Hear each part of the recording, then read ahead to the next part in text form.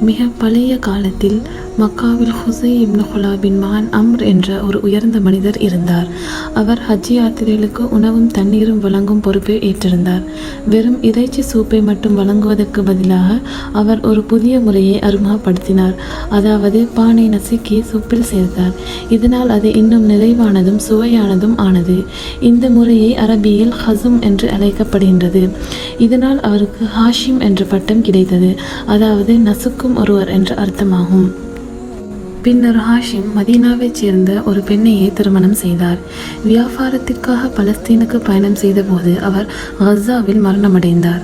அவர் இறந்த சமயத்தில் அவரது மனைவி கர்ப்பிணியாகவே இருந்தார். பின்னர் அவர் ஒரு மகனை பெற்றெடுத்தார். குழந்தை பிறந்தபோது சிறிது வெள்ளை முடி இருந்ததால் அவருக்கு ஷைபா என்ற பெயர் வைக்கப்பட்டது. அதாவது முதியவர் என்ற பொருளாகும்.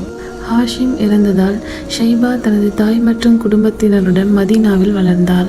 பல ஆண்டுகளுக்கு பிறகு ஹாஷிம் அவர்களின் சகோதரர் அல் முத்தலிப் மதீனாவிற்கு வந்து தனது மருமகனை பார்த்தார். ஷைபா மக்காவில் தான் இருக்க வேண்டும், அங்கு அவருடைய குடும்பத்தின் மரியாதையும் தலைமைத்துவதும் அவரை காத்திருக்கின்றது என்று அறிந்து அவரை மக்காவிற்கு அழைத்துச் சென்றார்.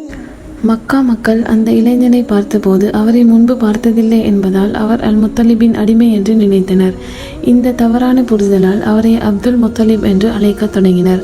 அதாவது முத்தலிபின் அடிமை என்று பொருளாகும். ஆனால் அவர் அடிமை அல்ல, அவர் ஹாஷிம் அவர்களின் பேரன். பின்னர் அவர் குறைஷி சமூகத்தின் மதிப்புமிக்க மற்றும் புத்திசாலியான தலைவராக உயர்ந்தார்.